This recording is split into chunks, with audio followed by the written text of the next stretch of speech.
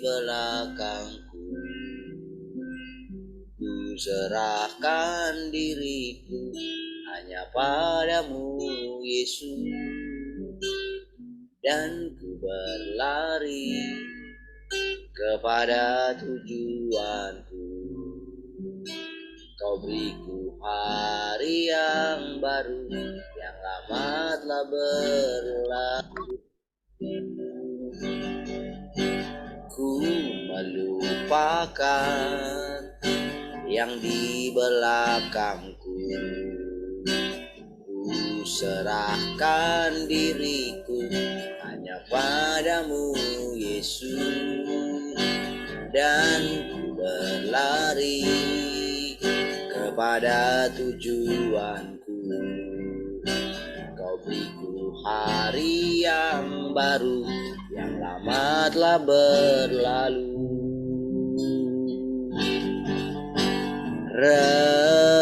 Rencanamu, oh Tuhan, indah bagiku, tak terbatas oleh pikiranku.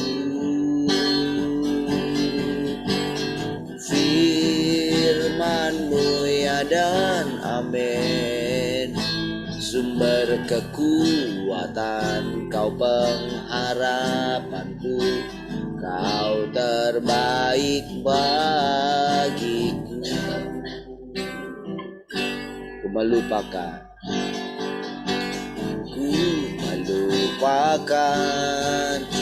yang di belakangku. Ku serahkan diriku hanya padamu, Yesus, dan ku berlari kepada tujuanku. Kau beriku hari yang baru, yang lama telah berlalu. Rencanamu, oh Tuhan, indah bagiku, tak terbatas oleh pikiranku.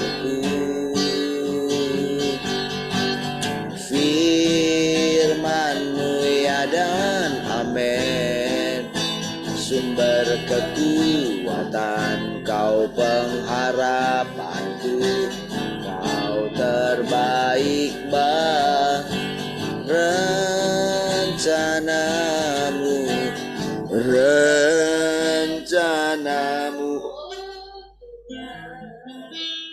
indah bagiku, tak terbatas oleh pikiranku.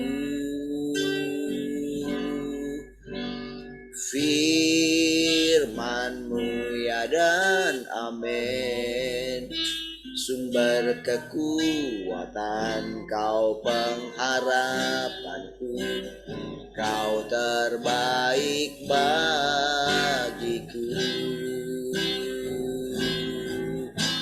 Kau terbaik bagiku. Oh, Kau terbaik bagiku.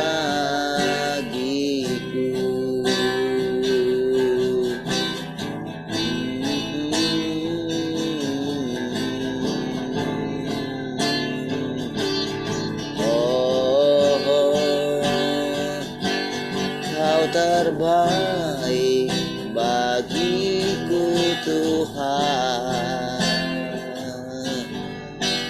Kau termulia,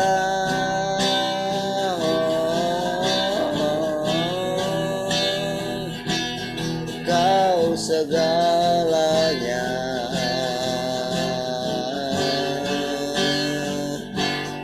Haleluya,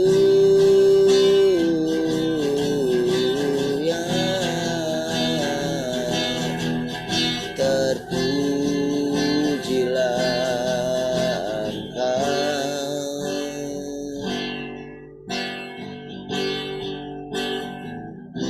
Selidiki aku,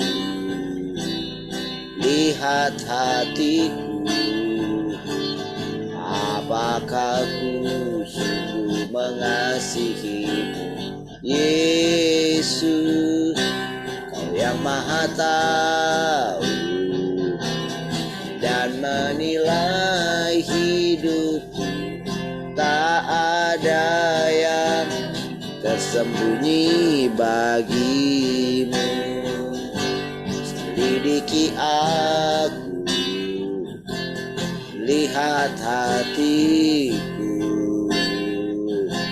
apakah ku sungguh mengasihimu, Yesus.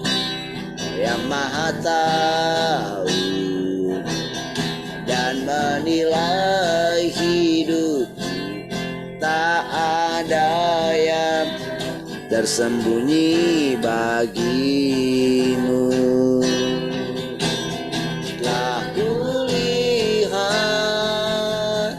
kebaikanmu yang tak pernah habis di hidupku.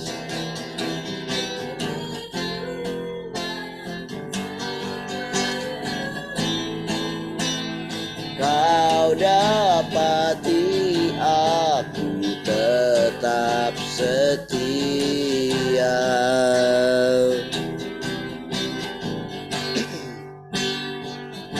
Selidiki aku, lihat hatiku, apakah ku sungguh mengasihimu, Yesus. Yang Maha Tahu dan menilai hidup, tak ada yang tersembunyi bagimu. Aku lihat kebaikanmu yang tak pernah habis di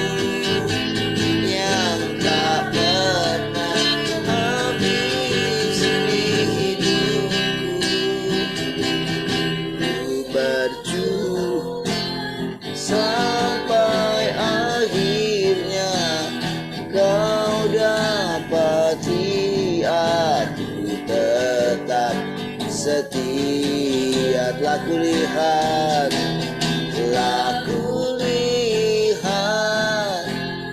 kebaikanmu yang tak pernah habis di hidupku.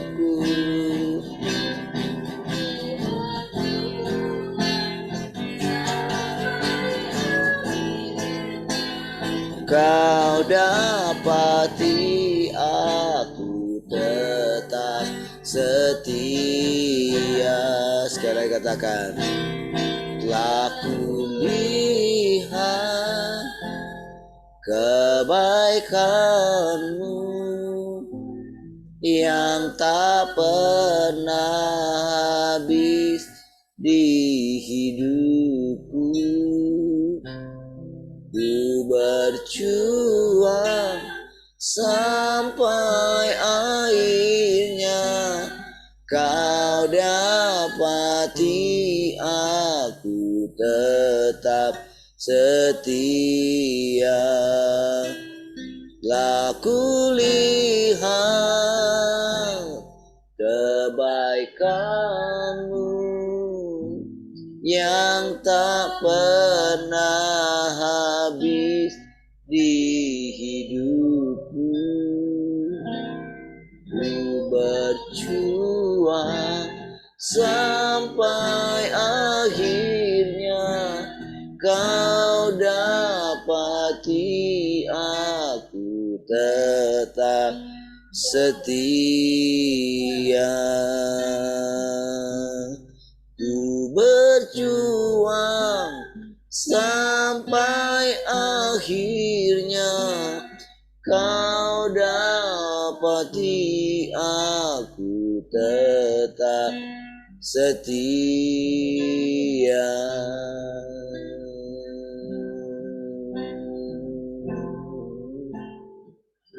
Tetap setia. Oh. tetap berharap,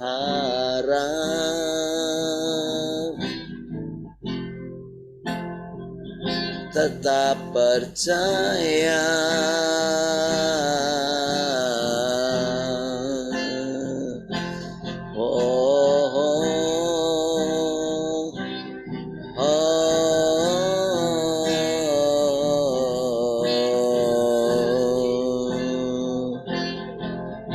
Tetap setia kepadamu.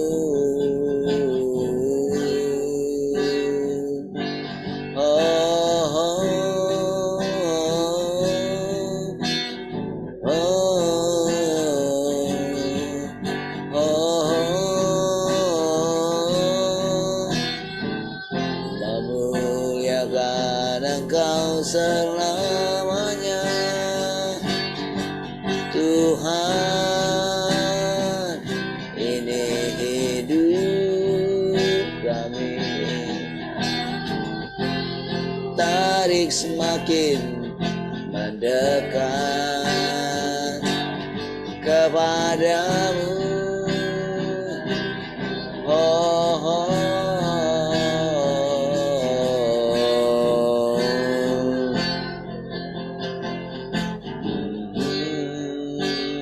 Ku nikmati keindahan dan keagungan Tuhan. Ku nikmati kemuliaan-Mu, menyembah-Mu dengan segenap hatiku. Rindu selalu bersama-Mu, rindu selalu bersama-Mu, tinggal di dalam kediaman-Mu, oh Tuhan. Sebab ku sukai hadirat-Mu,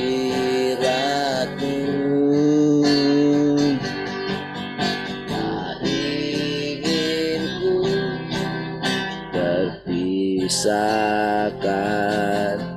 Dekat dengan-Mu, itu yang ku rindukan. Sebab ku dapati kedamaian. Aku nikmati keindahan dan kemuliaan-Mu, menyembah-Mu dengan segenap hatiku. Saya katakan ku nikmati, ku nikmati keindahan dan keagungan-Mu, oh Tuhan. Ku nikmati kemuliaan-Mu, menyembah-Mu dengan segenap hatiku, menyembah-Mu dengan segenap hatiku. hambamu dengan segenap hatiku. Haleluya. Kasih Tuhan, kami bersyukur pagi hari. Terima kasih buat nafas yang baru yang kami dapat hari ini. Harapan yang baru sehingga kami dapat mendengarkan perkataan-perkataan yang lebih baik lagi. Sehingga kami dapat menerapkannya, sehingga kami dapat memuaskan hati. Terima kasih Tuhan untuk segala pekerjaan yang Kau lakukan di antara. Pujilah Tuhan. Haleluya. Sama-sama katakan amin. Baik, shalom semua, selamat pagi.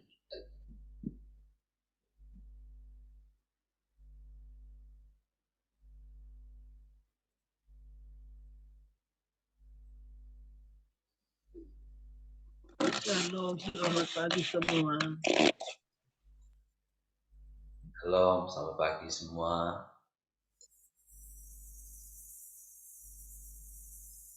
Shalom, selamat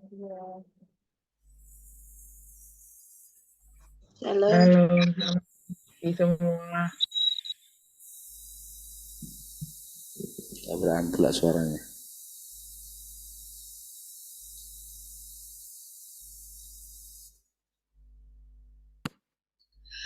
Oke, baik, puji Tuhan. Haleluya. Radio?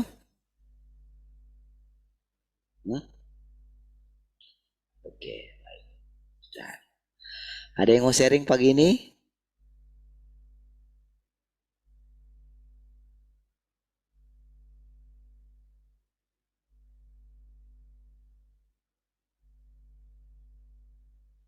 Silakan.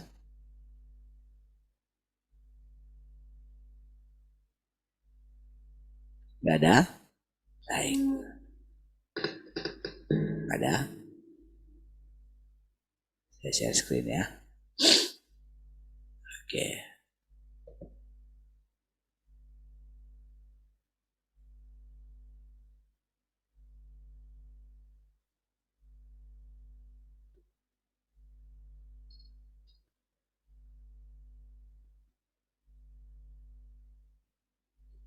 Untuk meloloskan diri, kita ulangi sedikit ya. Untuk meloloskan diri dari pengaruh kegelapan, pertama-tama engkau harus setia kepada Tuhan dan bersemangat dalam hatimu untuk mengejar kebenaran. Hanya dengan demikianlah engkau akan memiliki keadaan yang benar. Hidup dalam keadaan yang benar adalah prasyarat untuk meloloskan diri dari pengaruh kegelapan. Tidak memiliki keadaan yang benar berarti tidak setia kepada Tuhan dan tidak bersemangat dalam hatimu untuk mencari kebenaran dan meloloskan diri dari pengaruh kegelapan pun mustahil terjadi. Prasyarat utama atau syarat sebelum masuk di syarat utama, prasyarat adalah dengan bersemangat mencari kebenaran. Ya, tekad kita.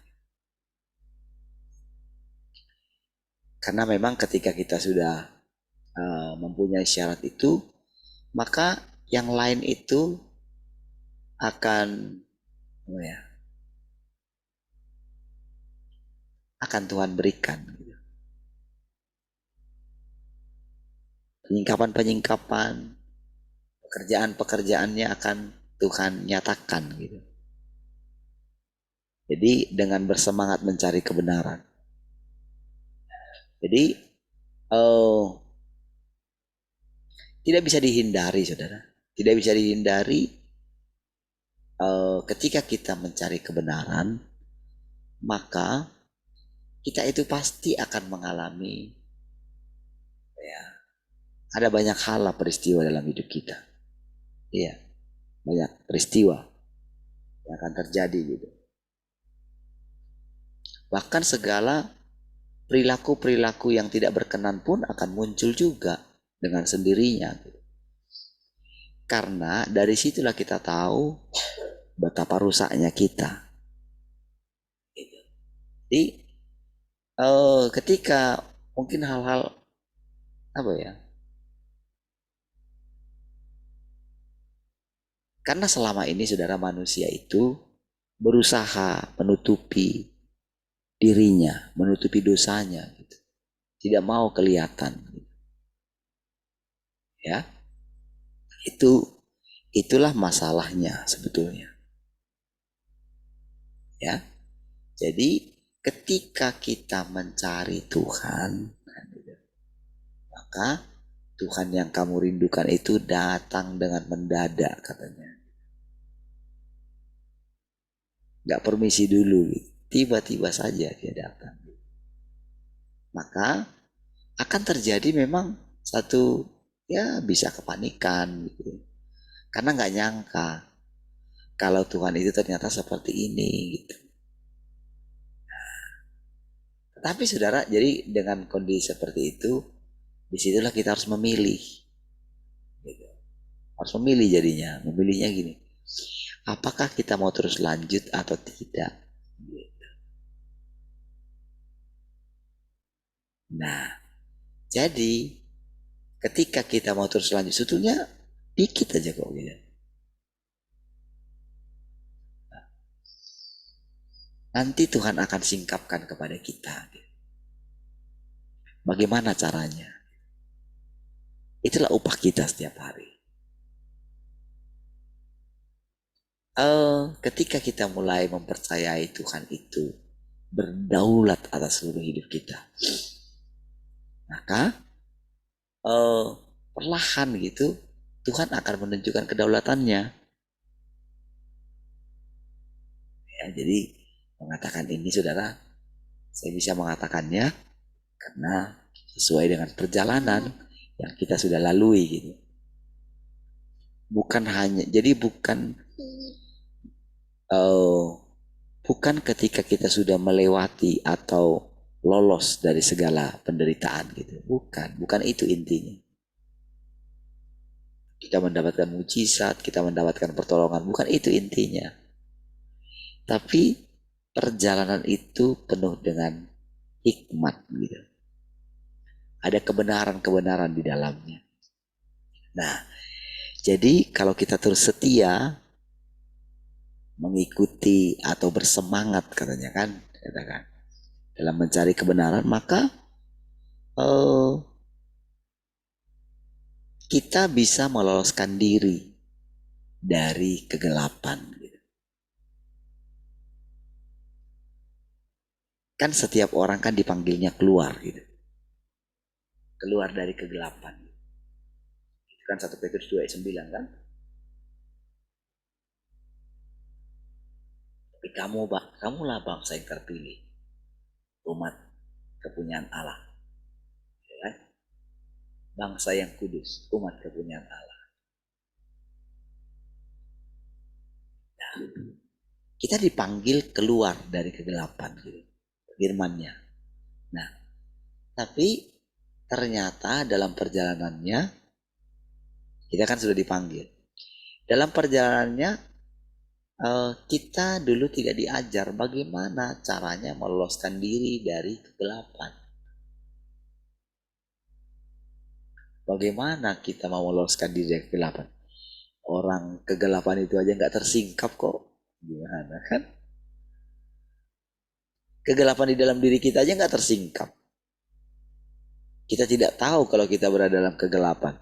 Macam mana kita mau keluar dari sana gitu. Inilah masalah yang dihadapi banyak orang percaya gitu.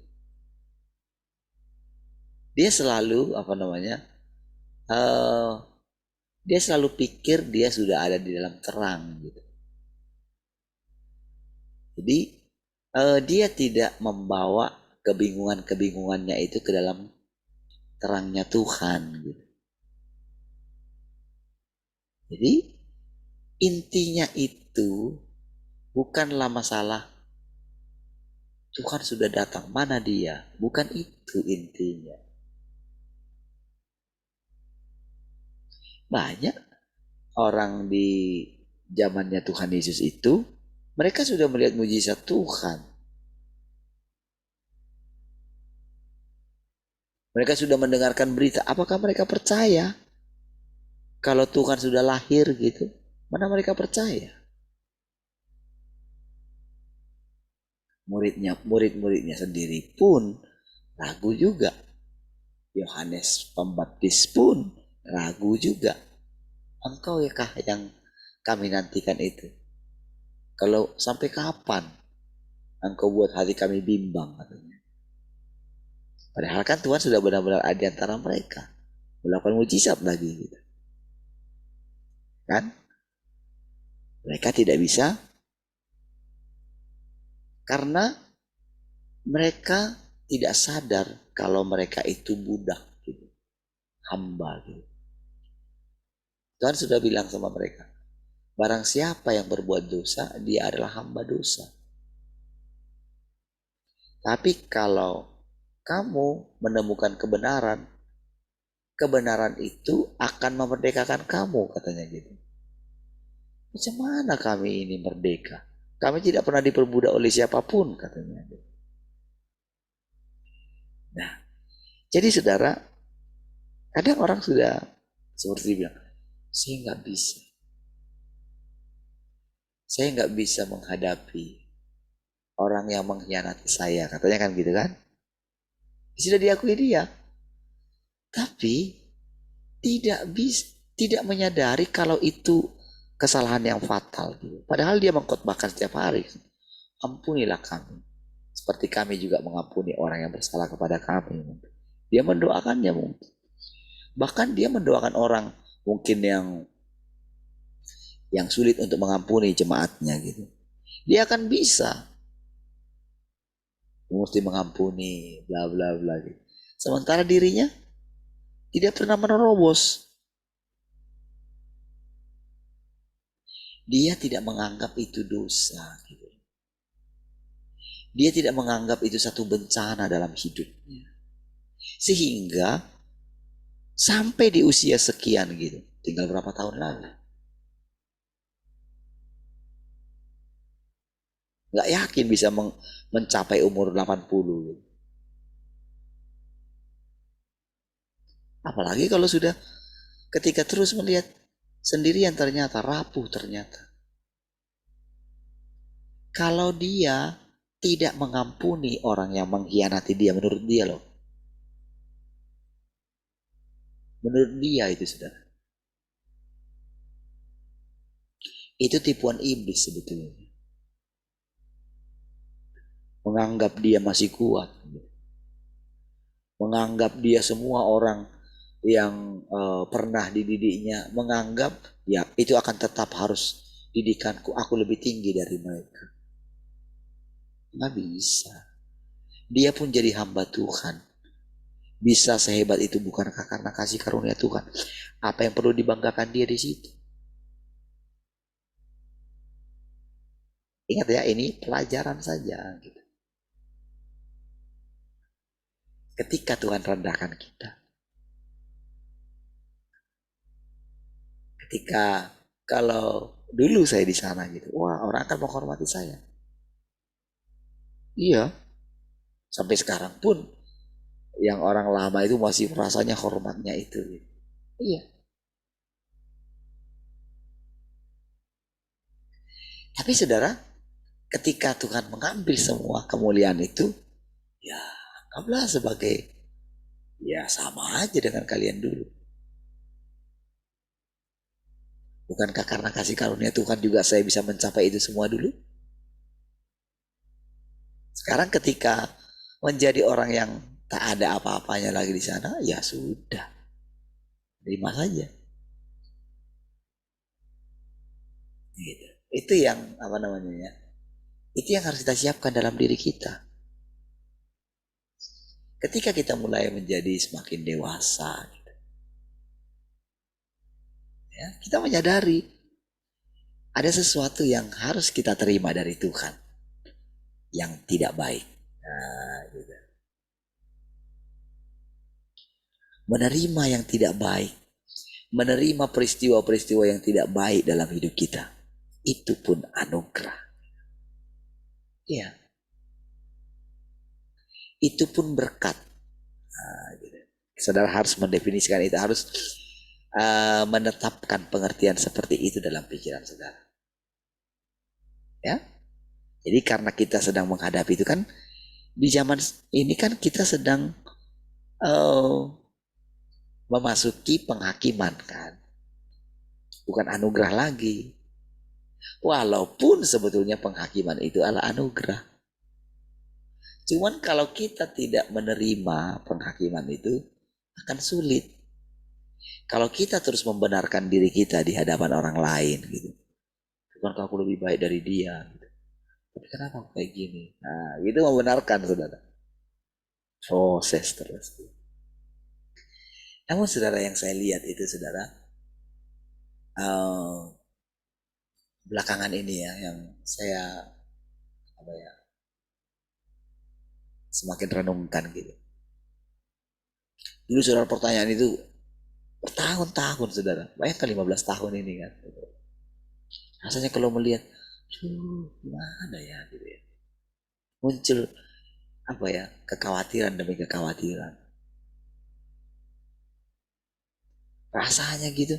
Nanti datang jemaat ditambahkan gitu, terus keluar lagi. Berapa banyak gitu, datang pergi gitu ya.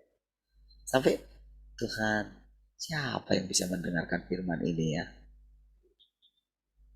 Bahkan ketika diantara kita juga demikian, sampai gak berani gitu. Saya kadang-kadang gentar juga, gimana nih? Kenapa kok kematian malah ada?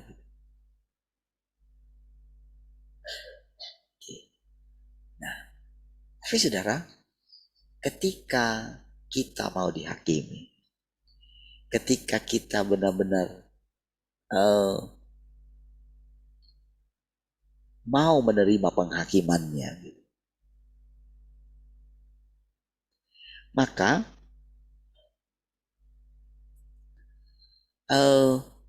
kita itu akan dituntunnya, mulai dituntunnya. Gitu.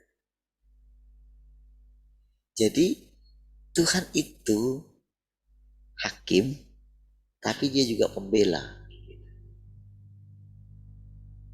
Kalau kita ikuti firman Tuhan saudara ya, apa yang dapat memisahkan kita dari kasih Kristus gitu? Bukankah dia malah menjadi pembela kita katanya. Roma pasal 8 kan? Apa yang dapat kita katakan tentang semua ini? Apakah yang dapat memisahkan kita dari kasih Kristus?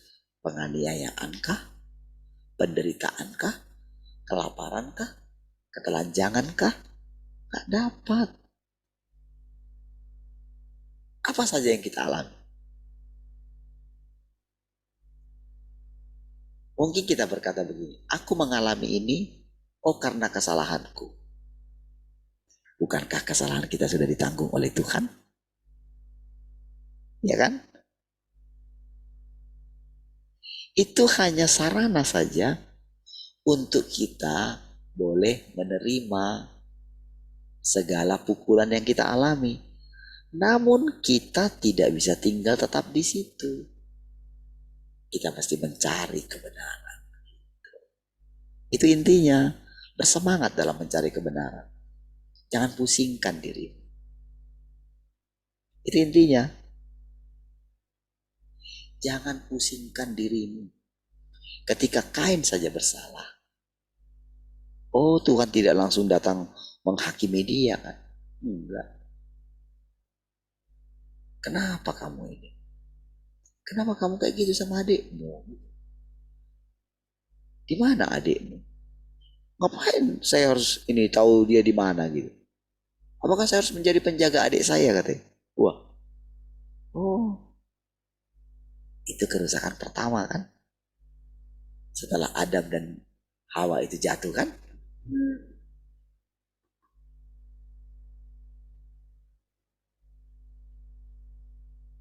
Itu kerusakan pertama gitu.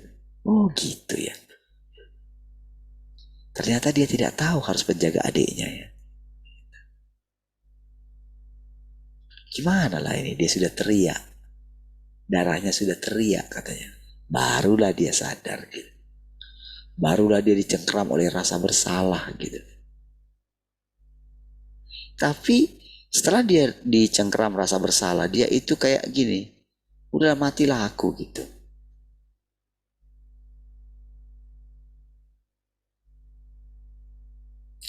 Ketika dia bilang hukumanku itu terlalu berat, nanti setiap orang yang akan menemui aku, matilah aku katanya gitu. Apakah Tuhan membiarkan itu? Tidak. Sama dengan kita, saudara. Dengan kita yang sekarang ini.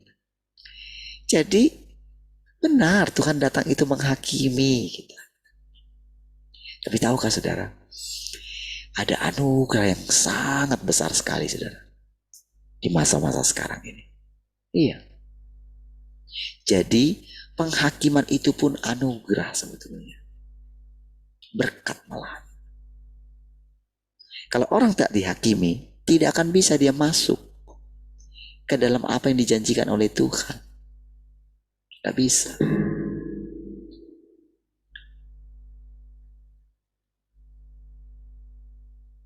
Tahukah saudara, kenapa saya bisa dengan tenang mengajar, berbicara kepada saudara belakangan ini gitu.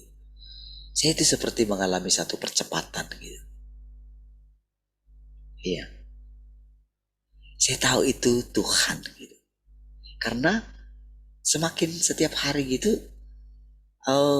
saya semakin melupakan diri saya gitu. Apa saja gitu. Ambisi saya, mau bangun pelayanan, mau apa, itu makin lama makin terkikis. Tapi diam-diam memang saya tahu dia pasti akan membesarkan pelayanannya. Kerajaannya ini makin meluas. Tapi yang luar biasanya, sekalipun nanti pelayanan ini meluas, saya sama sekali tidak akan menggenggamnya. Nah, itu berkat itu saudara. Coba saudara lihat seperti yang saya terangkan kepada saudara. Masalah yang paling besar sekarang yang dialami oleh hamba-hamba Tuhan yang punya pelayanan besar adalah namanya dia terlalu besar. Sehingga dia semakin sulit melepaskannya. Itu loh saudara. Masalah yang paling fatal itu di situ. Ketika Pak Sekum itu kan rekan mereka juga itu satu ini ya. Satu kelompok. Dalam kelompok kami diajar begini gitu ya. Ketika saya dengar gitu. Kami itu diajar, kami juga menghadapi banyak hal gitu. Tapi juga kami belajar untuk tidak mengucapkan apa yang tidak bisa kami ucapkan. Jadi istilahnya gini, mereka itu sudah kayak ada sudah kayak ada aturan-aturan tertentu gitu. Jadi mereka akan berusaha menjaga diri mereka itu menjadi seorang hamba Tuhan yang baik. Gitu. Wah, gitu. Ya, jadi disiplin mereka kuat mungkin. Bagaimana mungkin mereka menjalani rumah tangga mereka, bagaimana ini. Sudah ada aturan-aturannya. Gitu. Kalau ada yang ini dihakimi sama seniornya gitu. Tapi yang jadi masalah seniornya siapa yang hakimi ya? Iya kan? Jadi mengkultuskan manusia itu. Jadi mereka akhirnya seperti itu ke bawah gitu. Mereka tidak akan bisa dihakimi oleh yang di bawah. Akhirnya saudara sama-sama akan ada dalam kegelapan. Tapi kalau kita katakan demikian, pasti saudara. Kalau ada orang yang mengatakan kepada mereka, apalagi misalnya kayak saya misalnya, kalau ngomong sama mereka, siapa lu? Mana mungkin Tuhan berbicara melalui kamu? Mana mungkin engkau adalah Tuhan itu gitu? Mana mungkin Tuhan berinkarnasi dalam dirimu? Engkau berbicara, bahkan itu Tuhan. Mana mungkin? Kamu siapa? Lihat pelayananmu, lihat keluargamu. Kami tahu siapa kamu. Nah gitu saudara masalahnya.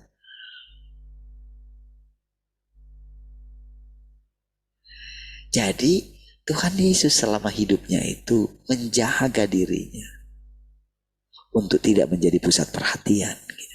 Sekalipun dia sudah pusat perhatian, dia menyembunyikan diri. Dia tidak mau menjadi raja. Sementara orang-orang sekarang itu mereka semua mau menjadi raja. Raja dalam pelayanan gitu. Raja dalam denominasi. Jadi mereka membangun kerajaannya gitu.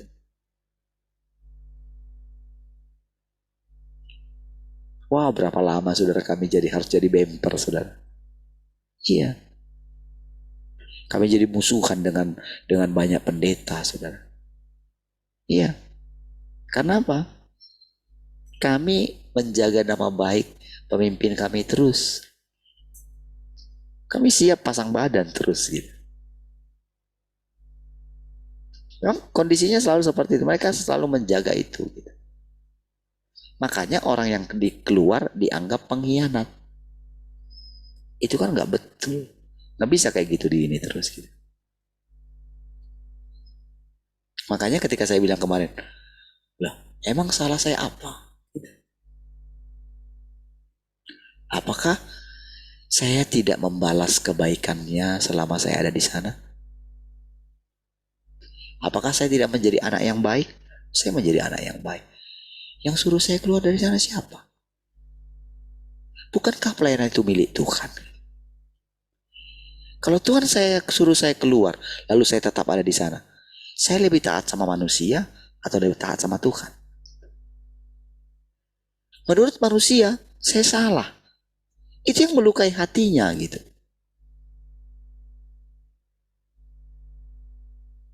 Jadi kalau dia tidak mengampuni saya, tidak menerima saya, yang salah saya kah?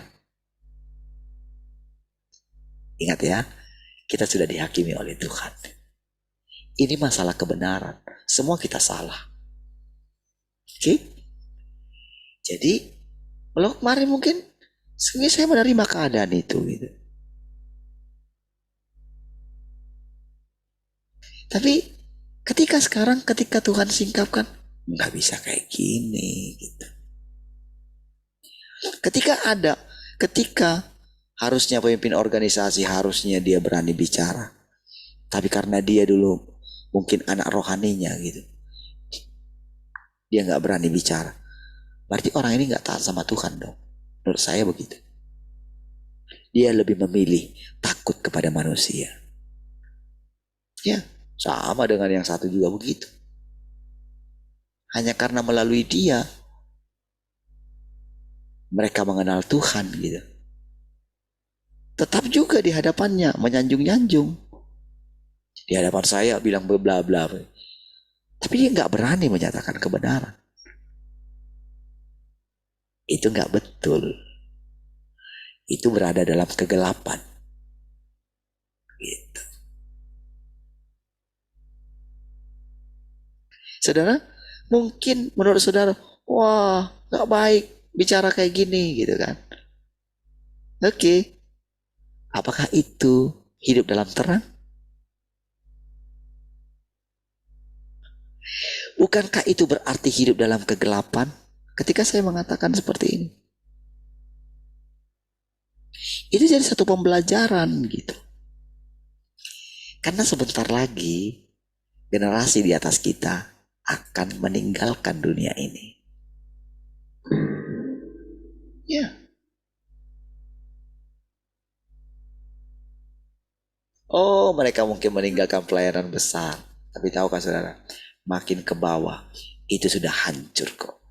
Sudah hancur.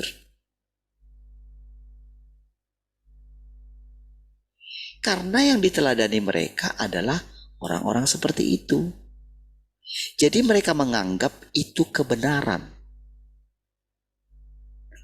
Dengan bersikap mereka itu seperti pemimpin, kamu mesti taat sama pemimpin. Sementara kalau dia jadi pemimpin, taat sama siapa dia? Oh, saya taat sama Tuhan. Saya langsung dari atas gitu. Yang dari atas langsung mau negur saya gitu. Jadi saudara, ketika ada orang yang ingin menggoncangkan pelayanannya, maka dia akan anggap itu sebagai pengkhianat. Kalau dulu mereka masih taat kepada yang di atas mereka, kepada jemaat-jemaatnya, sekarang kamu siapa? Jangan kamu pikir kami taat dulu kepada bapakmu, misalnya kayak gitu. Kan selalu masalahnya di situ. Bayangkan betapa ngerinya. Itu sudah terbukti, sudah dalam pelayanan-pelayanan besar sudah terbukti semua kayak gitu. Sudah. Ini belum terlalu besar kok pelayanan ini. Masih banyak pelayanan yang sudah mendunia, hancur juga. Iya. Dalam keluarganya, bagaimana itu yang ada sampai saling tembak gitu kan. Iya. Itu kebenaran. Dan orang akan tetap tinggal di sana karena apa? Uangnya banyak.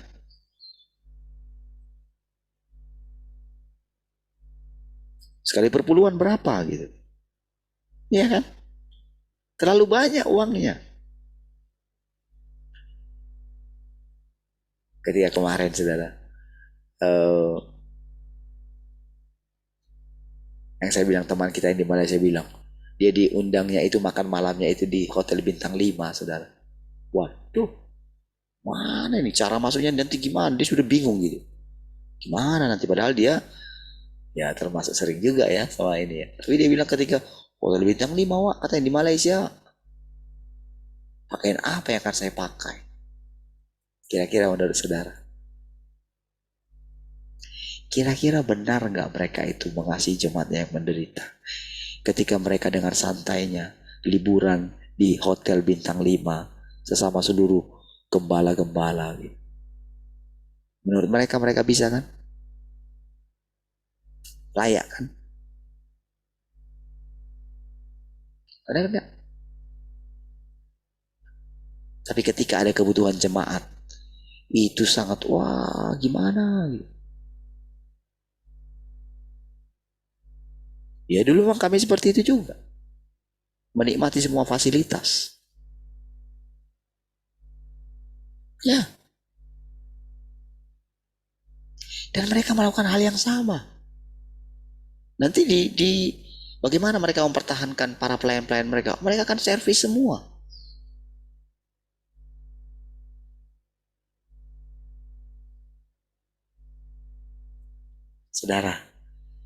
Saudara yang datang kemarin ketika datang ke ibadah itu saudara, ada yang datang juga kan? Gimana kiranya perasaan saudara? Kayak kecil kali gitu.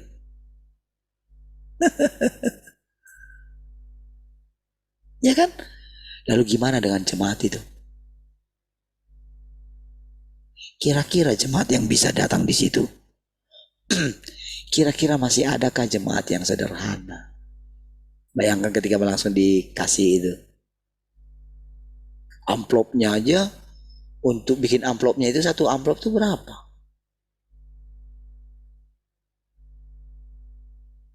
Ketika dia harus buka amplopnya, harus isi di situ berapa yang harus dia isi?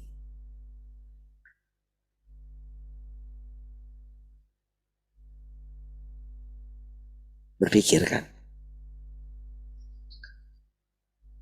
Sementara dia nggak punya uang. Tapi karena gengsinya juga mereka tetap tinggal di sana. Dengan apa? Nama gereja yang besar, nama pendeta yang besar. Mereka tidak tahu Tuhan tidak ada di sana. Ya. Bahkan Tuhan sangat jijik datang ke sana. Wes. Orang kan dengarkan itu, waduh.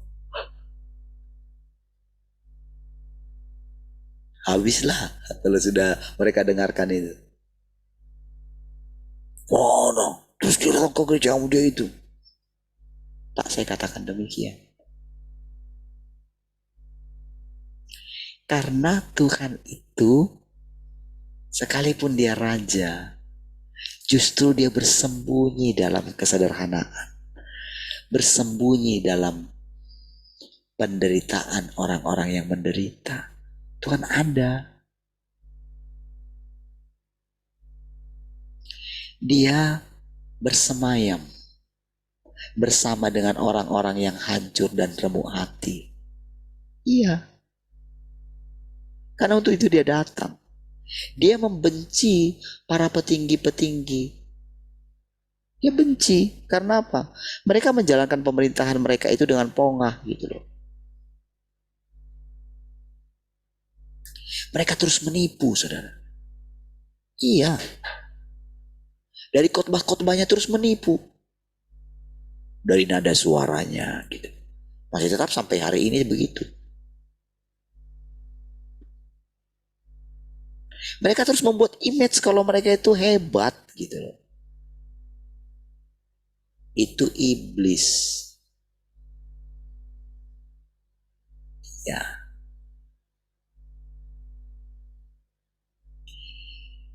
Saudara, kalau kita dengarkan Tuhan bicara ya, sangat bertolak belakang, saudara, dengan apa yang kita dengarkan selama ini. Sekarang ini, saudara, iblis itu disingkapkan. Ya, kenapa semua kita bisa mendengarkan perkataan itu sekarang? Waktu awal-awal, saudara, saya itu gimana ya? Merasa diri saya itu lebih benar gitu. Itu dihajar sama Tuhan. Iya. Tapi begitu saya menerima penghajaran itu, saudara, waktunya, saudara, kebenaran itu harus dinyatakan. Iya. Oh, nggak bisa tahan lagi, saudara. Nggak bisa. Iya.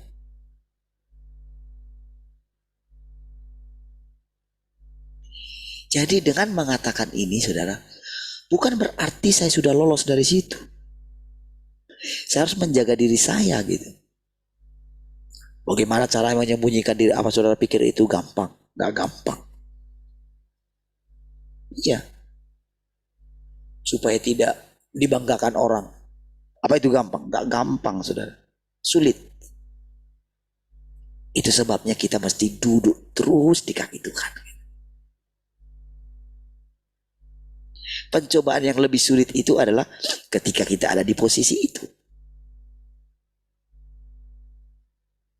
Makanya kita katakan apa yang kita alami selama 15 tahun ini, walaupun penderitaan, justru itu berkat yang lebih besar. Iya.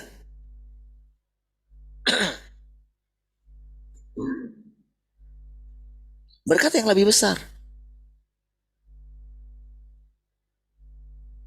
Tapi juga kita harus mengalami ujian berkat secara materi.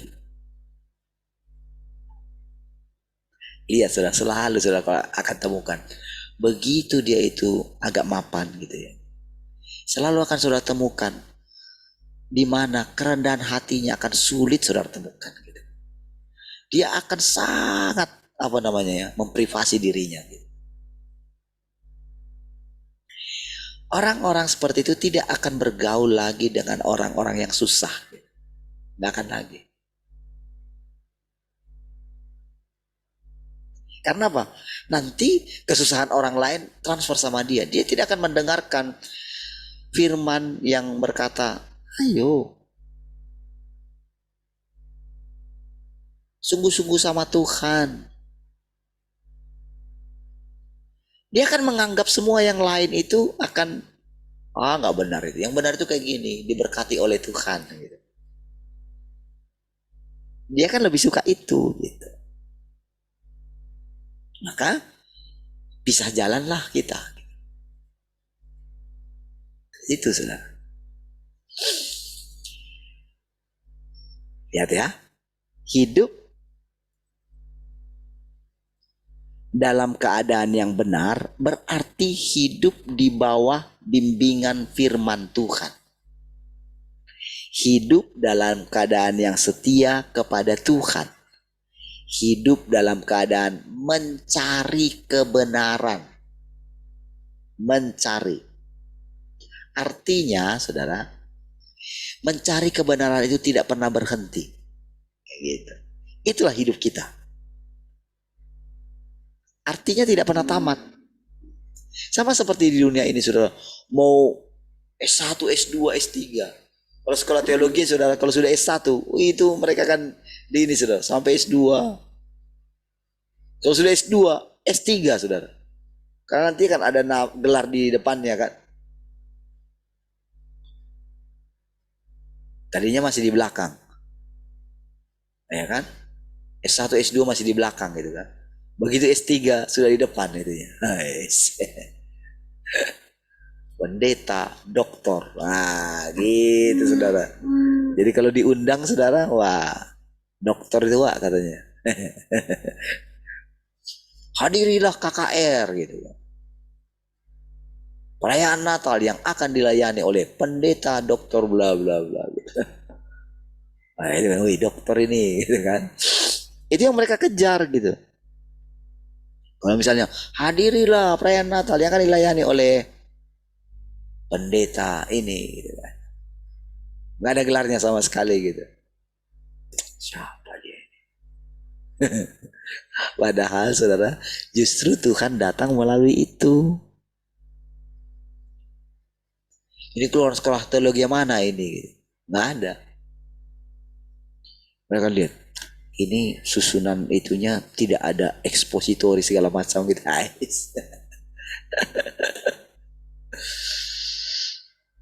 Saudara, hidup dalam mencari kebenaran. Mencari kebenaran itu gini saudara, simpelnya yang saya alami itu gini. Sering sekali kebenaran itu bertolak belakang dengan pemahaman umum. Seperti itu saudara. Jadi karena kita mesti berani, makanya saya pilih. Ketika ditanya paling, gimana pandangan politik Bapak sekarang katanya gitu, teman yang di Malaysia itu. Oh kali ini kita berbeda pilihan. Berbeda dulu kita kali ini. Langsung dia tahu gitu. Langsung dia bilang sama saya, berarti nomor 1 ya. Saya ketawa gitu. Enggak, ini bukan masalah kita ini benar, bukan seperti yang saya ceritakan itu. Enggak.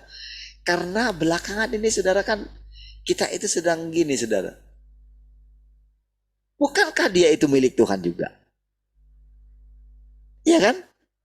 Bukankah tujuan Tuhan ingin juga menaklukkan orang yang seperti itu? Orang yang harusnya musuhnya kebenaran. Tapi dalam perilakunya, bukankah sebetulnya kalau saudara lihat-lihat, bukankah sebetulnya lebih parah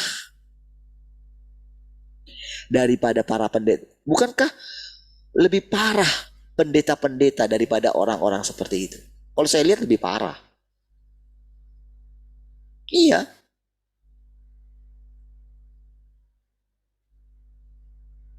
Menurut saya lebih parah. Justru mereka menjadi partnernya Tuhan untuk memurnikan gereja. Iya kok. Tapi apakah dia bisa melakukan apapun kalau tidak diizinkan oleh Tuhan? Itulah kebenaran. Bukankah memang sejak dari awal kita sudah ditentukan untuk teraniaya? Iya kan? Itu sudah firman Tuhan. Barang siapa yang mengikut Tuhan, dia memang ikut teraniaya. Berarti kalau orang menolak orang yang menganiaya dia, itu menolak Tuhan. Ya. Sesederhana itu. Tapi bukan berarti saudara, jadi begitu hasilnya di dalam diri kita itu tercapai, nggak ada orang yang bisa sentuh kita. Kita mesti berani menyatakan kebenaran. Gitu saudara. Misalnya ketika saya salami, saya rendahkan hati saya, iya Pak, halo gitu. Apakah saya menundukkan diri kepada dia? Tidak. Ya. Karena apa saudara? Jadi kita mesti tahu pada saat kapan Tuhan itu menampakkan diri. Makanya dikatakan kita dibimbing gitu. Dibimbing oleh firman gitu. Ada kalanya kan Tuhan diam kan? Ada kalanya dia berani ngomong, siapa kamu? Tahu nggak bapakmu iblis katanya gitu. Dia berani ngomong kayak gitu kok. Wah itu mereka itu mau berusaha membunuh dia. Tuhan yakin nggak bisa kalian lakukan apa-apa sama aku. Karena belum waktuku, belum waktunya gitu. Jadi enteng sekali hidupnya saudara. Kenapa dia enteng hidupnya? Karena dia itu duduk di kaki bapaknya itu loh setiap pagi itu saudara. Iya. Jadi kita duduk di kaki Tuhan setiap hari ini saudara. Itu perisai kita. Iya gitu loh. Jadi bimbingan firman kita dibimbing setiap hari. Itu perisai kita gitu loh. Karena iblis itu berusaha ingin mencari celah kita. Dia paling tahu saudara segala kelemahan kita. Dia tahu rekam jejak kita, dia tahu semua. Tetapi kalau kita bersandar sama Tuhan, kita ditutupi. Oh nggak bisa sembarangan saudara dia melakukan apapun terhadap kita. Nggak bisa. Itulah keyakinan firman Tuhan gitu. Nggak bisa. Ada perlindungan. Gitu ya, lihat betapa gamblangnya Tuhan berbicara sama kita. Betapa kebenaran itu terang benderang, saudara. Betapa di dalam setiap yang kita katakan ini tidak ada ketakutan. Tidak ada intimidasi. Iya, itulah kebenaran, saudara. Seperti itulah ketika kita datang kepada kebenaran. Nggak ada intimidasi. Kalau ada intimidasi gitu, ada merasa seperti tertuduh, ini rasanya firman itu untuk aku. Kenapa saudara masih takut? Haleluya, puji Tuhan. Gitu aja gitu. Datang aja sama Tuhan. Terima saja perkataannya. Maka lihat saudara, apa yang akan dikerjakan oleh firman yang menusuk saudara. Ingat ya, kalau firman yang menusuk, dia itu akan memberikan kelegaan. Nah seperti itu saudara ya. Ketika kita berani menerima keadaan yang menurut kita salah, tapi kita berani menerimanya, lihat berkat di balik itu. Iya saudara. Saya lama-kelamaan itu, iya hebat sekali Tuhan. Saya benar-benar merasakan saudara satu keindahan gitu. Di dalam hal-hal negatif yang terjadi. Gitu. Saya bisa menemukan satu berkat yang luar biasa gitu. Keren sekali. Jadi kadang-kadang saya ketawa sendiri gitu. Jadi apa yang selama ini kita takutkan, mesti saudara terobos. Iya. Terobosnya itu gini. Udah. Percaya saja. Dimanapun aku ada. Gitu. Tuhan itu di mana-mana ada. Di mana-mana dia ada. Dia telah memenuhi segala sesuatu gitu. Itu firman loh saudara. Tapi itu hanya akan terjadi begitu kita percaya sama firman itu gitu. Akan terjadi dalam hidup kita.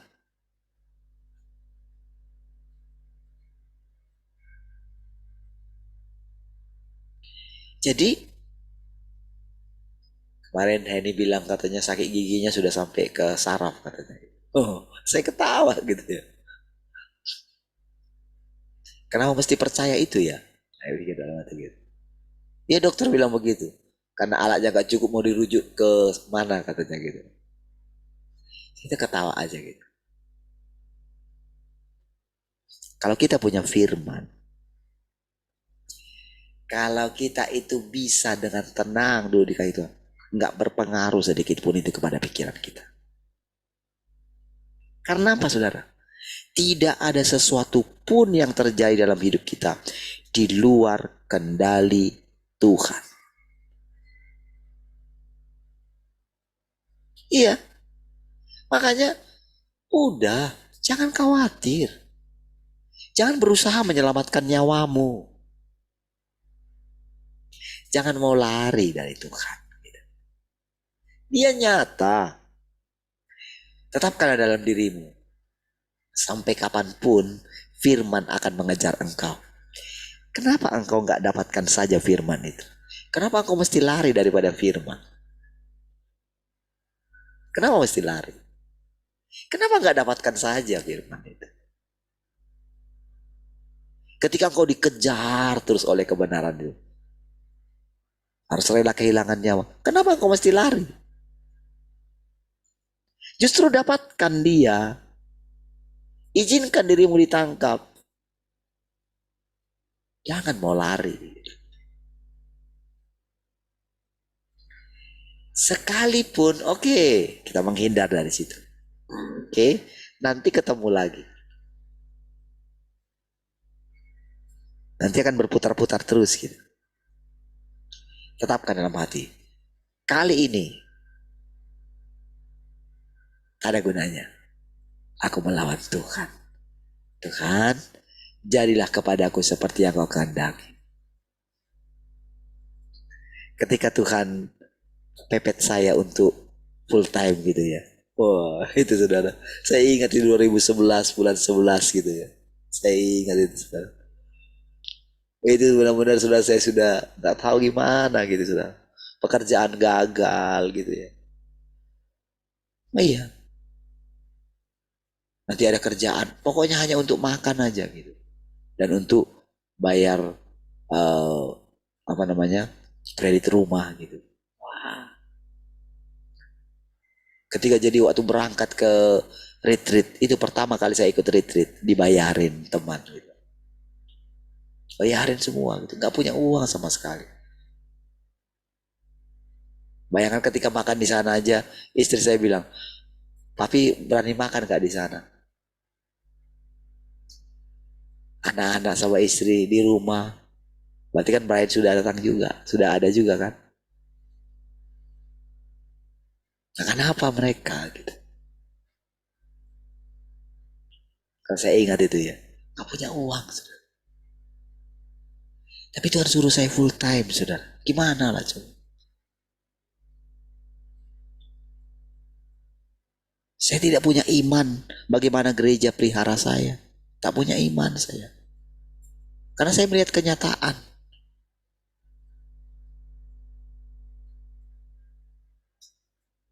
Saya cuma bilang gini sama Tuhan. Tuhan, ya aku gak tahu gimana caranya. Saya tahu engkau mendesak saya. Tapi saya gak tahu gimana caranya. Lakukanlah seperti yang kau kehendaki. Aku gak tahu. Saya bilang, anak saya 4. Gimana? Kehidupan kayak gini gimana? Saya gak tahu tuh. Jalannya gimana? Jalannya kan melalui sakit kan? Tapi disitulah Tuhan mulai buktikan gitu. Lihat bagaimana saudara. Pemeliharaan Tuhan setiap hari. Apakah sudah berhenti kekhawatirannya? Tidak. Tapi Tuhan itu sangat sabar sekali. Itu yang saya kenal saudara. Ya. Dia sangat sabar terhadap saya. Jadi saya berani mengatakan ini kepada saudara. Karena saya sudah melihat Tuhan. Tuhan yang sangat tekun. Tuhan yang sangat sabar gitu. Iya. Dan itu nyata. Bukan apa kata orang. Itu saya alami sendiri. Kami alami sendiri. Dan sampai hari ini saudara. Saya mencari Tuhan masih sama seperti dulu. Iya. Saya bukan merasa saya sudah mendapatkannya. Tidak. Sampai hari ini, tingkat saya mencari kebenaran masih sama. Bahkan boleh saya katakan, makin lama makin kuat, saya makin butuh kebenaran. Iya. Sekalipun rasanya Tuhan sudah singkapkan misalnya, Tuhan berinkarnasi dalam diri kita gitu. Oh, justru itu masalah lebih tinggi. Silap dikit kita saudara mati. Iya saudara. Kita nggak tahu apakah kita sudah menyinggung wataknya Tuhan. Mana kita tahu? Iya. Kita pikir baik-baik aja gitu kan. Itu selalu deg-degan gitu. Tapi saudara, ketika mengingat terus firman yang lain gitu ya, itu yang buat saya berani terus saudara. Jadi berani karena ini saudara, karena dituntun oleh kebenaran, dituntun oleh firman. Jadi bisa menerangkan kepada saudara bagaimana lolos dari kegelapan. Iya. Jadi ketika saya mengatakan begini hamba Tuhan yang besar, enggak. Karena memang menurut Tuhan nggak boleh ada loh yang meninggikan diri di hadapan Tuhan. Nggak boleh ada. Nggak boleh ada. Kalau kamu ingin menjadi terbesar, carilah tempat yang paling kecil. Iya. Cari tempat yang terendah. Disitulah Tuhan ada. Jadi kalau engkau sekarang kayak berada di tempat yang paling rendah, jangan takut. Justru disitulah Tuhan ada. Gitu. Iya, saudara. Saya lah, saudara. Semakin mengerti, saudara. Betapa indahnya melepaskan segala sesuatu demi Tuhan. Iya. Toh juga umur kita itu berapa lama lagi, saudara? Ketika saya ingat yang diceritakan itu, tahu berapa biayanya katanya. Kan di depan kami para pendeta-pendeta kan. Biaya transplantasi sumsum tulang belakang itu, saudara. Berapa katanya? 6M katanya gitu. Waduh. Dalam hati begini. Mau berapapun uang mereka, habislah. Sampai kan pikirnya kayak gini. Istri SBY aja mati juga, kan sama itu. Yang rasanya uangnya nggak habis-habis gitu. Berapa lama di Singapura? Mati juga kan?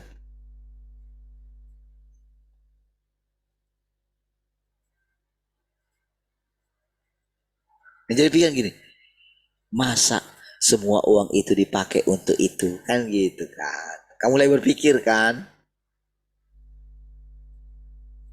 Lebih baiklah itu untuk pelayanan. Kan gitu jadinya kan? Sebetulnya saudara itu satu apa ya? Satu pelajaran yang sangat berharga harusnya gitu. Jadi kalau bisa dibilang itu penyakit orang kaya gitu. Itu bukan penyakit orang miskin kayak gitu, saudara. Iya.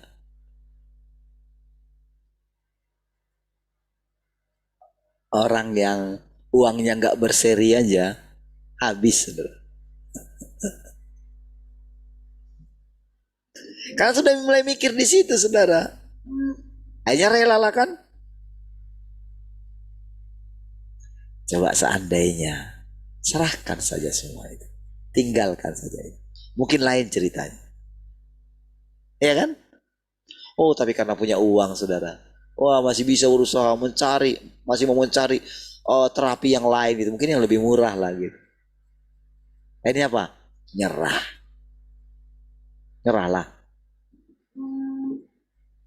Baik ceritakan. Oh ternyata seperti ada kesalahan itu, kesalahan prosedur gitu.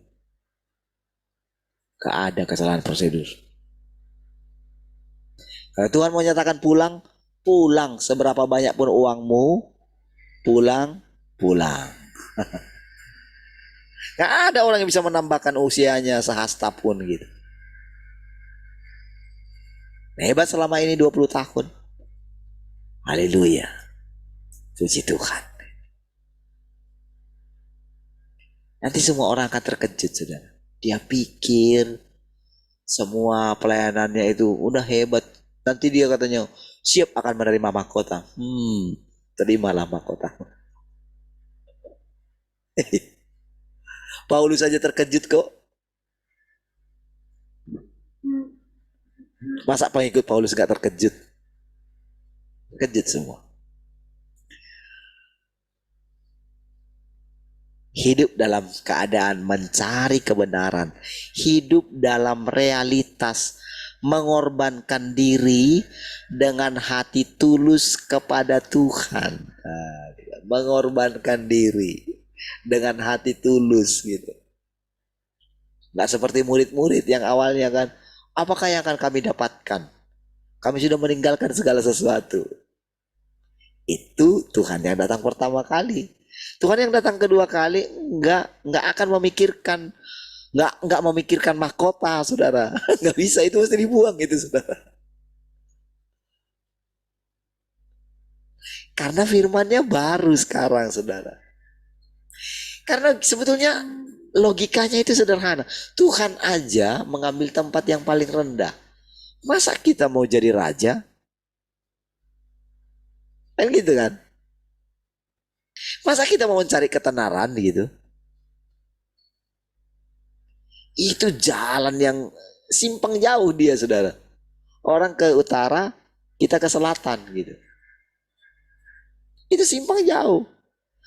Tapi apakah mereka itu menemukan kebahagiaan yang sejati? Mana bisa kebahagiaan sejati di sini? Sementara mereka semakin menjauhi kebahagiaan sejati. Memang nampaknya itu kebahagiaan juga. Tapi ketika datang Tuhan yang berdaulat, dia bilang gini, ketika dalam perjalanan menuju ke sana, mungkin sudah mau dapat lah gitu kan. Lalu Tuhan bilang, kalau aku mengambil semuanya, gimana? Gitu. Kalau aku mau ngambil nyawamu hari ini, gimana dong? Waduh, disitulah orang terkejut. Lihat berapa itu? Lihat berapa itu? Hah? Dan hidup dalam keadaan yang sungguh-sungguh mengasihi Tuhan. Semua keadaan ini, saudara, ini bukan kita capai dengan, ini nggak bisa dicapai dengan berusaha ingin mengasihi Tuhan. Nggak bisa. Itu harus mencari kebenaran. Itu harus dihakimi. Jadi ketika kita dihakimi lah, jadi perjalanan yang kita alami. Jadi kita mesti ingat senantiasa, ketika kita dihakimi, ketika kita dihajar, ketika rasanya kita direndahkan gitu, terimalah gitu. Terima dengan hati yang lapang gitu. Katakan aja sama Tuhan gitu.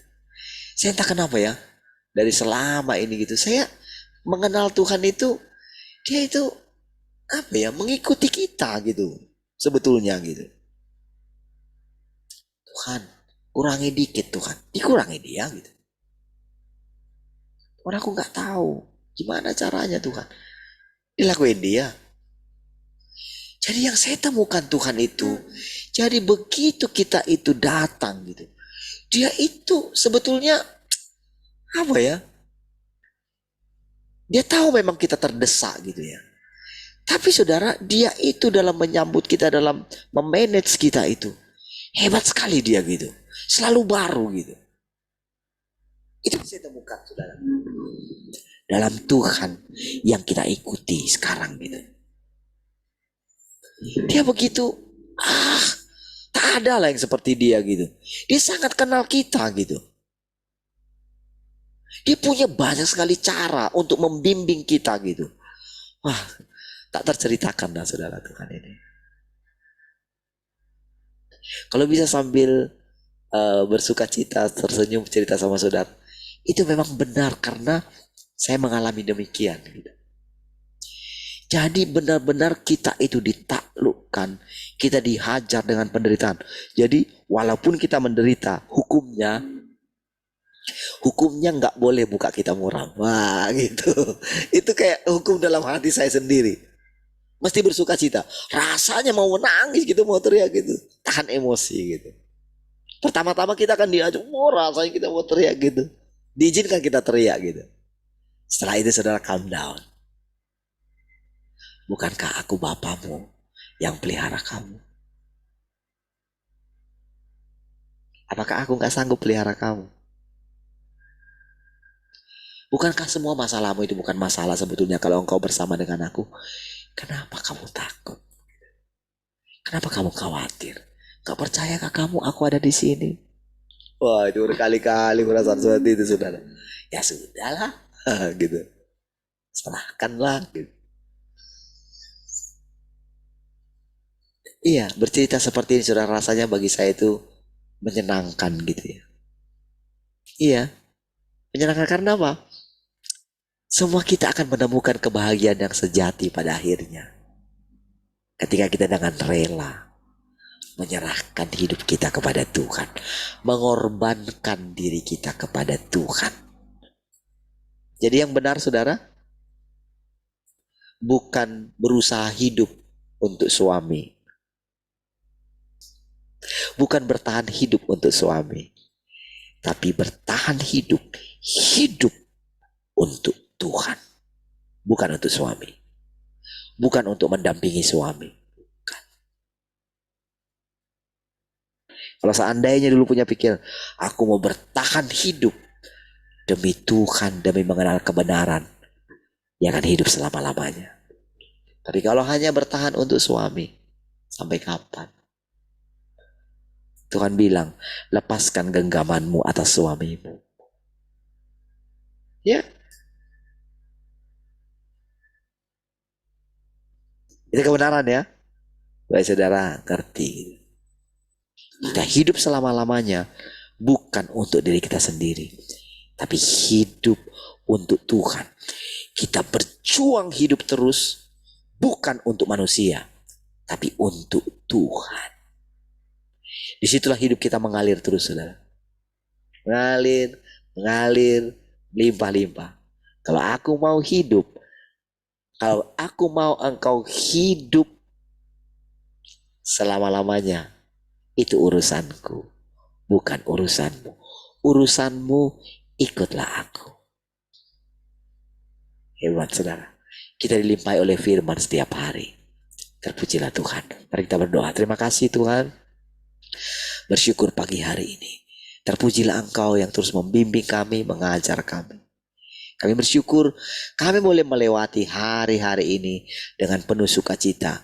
Karena Engkau bersama-sama dengan kami dan hidup di antara kami. Terpujilah Tuhan. Haleluya, sama-sama katakan amin. Tuhan berkati semua.